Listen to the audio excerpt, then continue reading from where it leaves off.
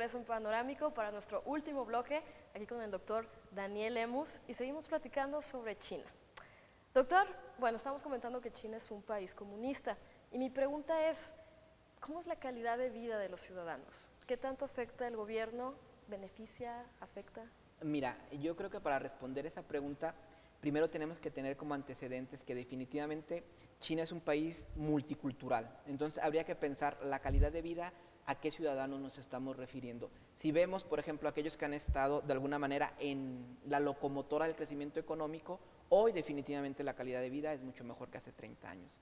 Si pensamos en los campesinos en general, la calidad de vida de aquellos que han emigrado a las ciudades es mejor que hace 30 años. Pero hay otro aspecto muy importante que tener en cuenta que tiene que ver con la idea de los derechos humanos para poder complementar esta calidad de vida. Es decir, una de las críticas más fuertes que se le hace a China en el escenario internacional es decir, no basta crecer económicamente.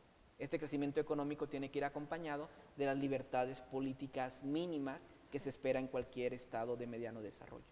Sí, los chinos solamente pueden votar por el Partido Comunista, ¿es cierto? Es curioso porque existen otros partidos en China, pero definitivamente quien tiene el poder, el control absoluto es el Partido Comunista.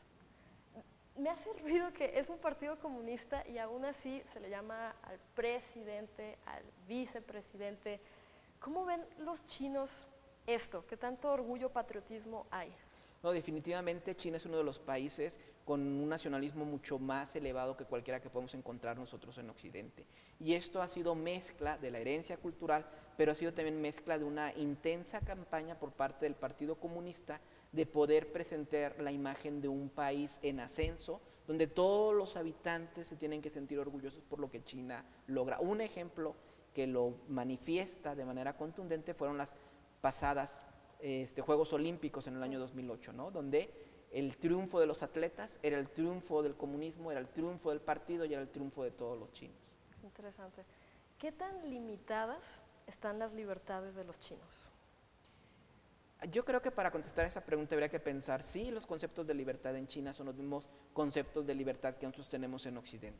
Si lo vemos desde nuestros ojos occidentales, por supuesto que el margen de acción de un ciudadano chino es más limitado que nosotros. No todos hemos escuchado, leído, visto, por ejemplo, que no existe un acceso a Internet libre como existe en el mundo o en la parte occidental del mundo.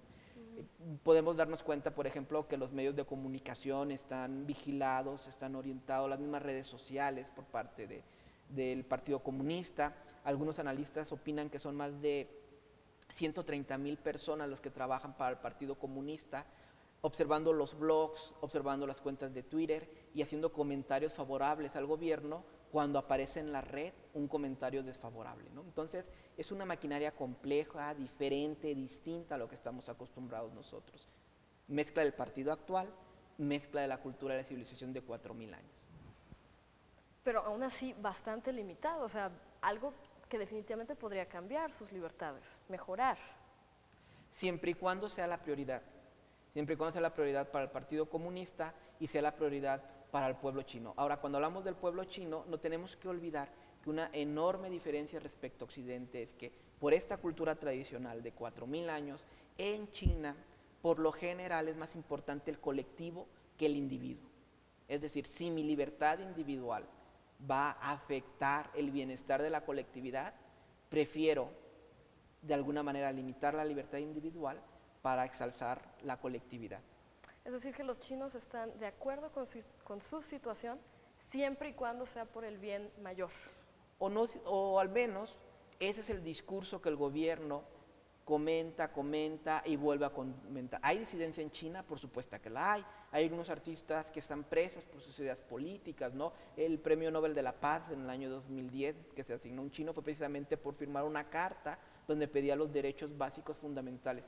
Que eso sea la generalización, ese es el gran problema de determinar. Y si los chinos realmente actúan conforme al pragmatismo o actúan bajo convicciones. Qué interesante.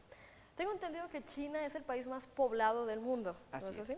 ¿Cómo controla el gobierno a su gente en cuestión de natalidad y fertilidad? Bueno, en el año de 1982 el gobierno decidió imponer la política de un solo hijo y a partir de entonces el grupo Han, que es el mayoritario, se determinó que si vivía en la ciudad podía tener un solo hijo. Si vivía en el campo, en las áreas rurales, podían tener 2 hijos por una cuestión cultural, sobre todo porque en China el hijo varón es mucho más importante que la hija. De hecho, hay una frase muy curiosa: cuando nace un niño varón, la expresión "ha llegado una gran felicidad a la casa", es la que se dice. Cuando nace una niña, la expresión es "ha llegado una pequeña felicidad a la casa". Entonces, dentro de este mundo rural, sobre todo, es que se les permite a los chinos tener un segundo hijo. Ahora, tampoco tenemos que pensar que cuando una familia tenía un segundo hijo, lo que pasaba es que se lo asesinaban ahí delante de todo el mundo. Lo que llegó a suceder es que este segundo hijo no tenía los derechos políticos. Lo importante es la movilización del Estado para poder imponer esta norma. ¿Y realmente ha funcionado? Funcionó para detener el crecimiento demográfico de China, al grado tal que, según las proyecciones para el año 2025, el país más poblado del mundo va a ser India, porque tiene una tasa de crecimiento mayor que la de China. Pero ahora es un efecto distinto, porque la población china va a envejecer. Y, por ejemplo, 1979, año que inician las reformas, por cada trabajador retirado existían 7 trabajadores en activo. En el 2020, probablemente por cada trabajador retirado solamente van a haber 3 trabajadores en activo. Entonces, es uno de los grandes desafíos que también tiene China. ¿Hay algún castigo para los padres que tengan más de un hijo o de 2 hijos en caso de vivir en el campo? Ahora lo que se está haciendo mucho es pagar multas, ¿no? Entonces, eso también son de las cosas que meten descontento a la sociedad, ¿no? Porque si yo tengo los recursos económicos suficientes, sobre todo en algunas provincias como Guangdong, pues yo pago para tener mi segundo hijo y no pasa absolutamente nada. Entonces, como que si las normas son distintas ahora, dependiendo del poder adquisitivo de las personas. Y eso también puede ser uno de los desafíos que llegue a tambalear el modelo chino. ¿En qué sentido? ¿Un desafío? ¿Cómo? En el sentido de que crea una mayor inestabilidad social o inconformidad social, porque me doy cuenta que mis oportunidades no dependen de mi capacidad. Lo que hablábamos anteriormente, la educación me da la capacidad para optar por un mejor estilo de vida, sino si es el poder económico, entonces eso es lo que me va a abrir o no las puertas. Y eso se percibe como un mundo totalmente injusto y desigual. Claro. Qué interesante. Y doctor, este fenómeno de gobierno comunista, economía capitalista, ¿cuándo surge esto? ¿Cómo es posible?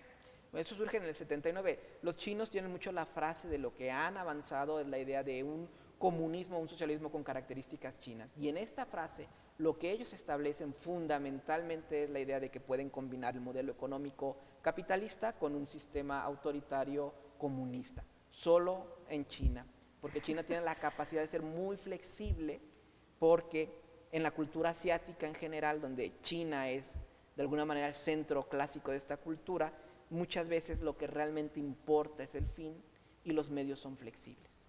Ok, bueno, por desgracia ya se nos terminó el tiempo. Doctor, muchísimas gracias por haber estado aquí. Muy interesante todo lo que nos acaba de comentar.